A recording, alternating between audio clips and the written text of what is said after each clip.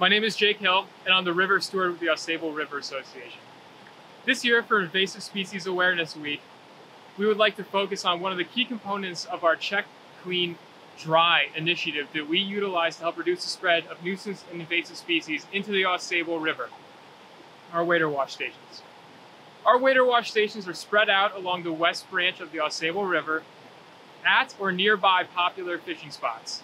At these stations, anglers can clean their gear before and after using the water. Using our wader wash stations is easy. For rubber bottom waders, we recommend at least 60 seconds of soaking and scrubbing before and after using the water. Felt bottom waders require a little bit more effort, and we recommend at least 40 minutes of soaking and scrubbing and then drying after.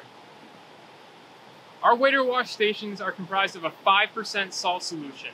We use 1 3/4 cups of salt and 2.5 gallons of water in our mixture. If you'd like to create your own cleaning solution at home, you can use the ratios of 3/4 cups of salt or detergent for every gallon of water used, 1/3 cup of bleach for every gallon of water used, or by heating water to 140 degrees and then soaking and scrubbing. We also recommend that drying your gear 48 hours after using and before going to another body of water. The Ausable River is beautiful and holds a special place in our heart.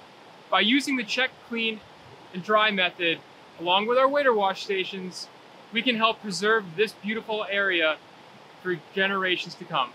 Thank you.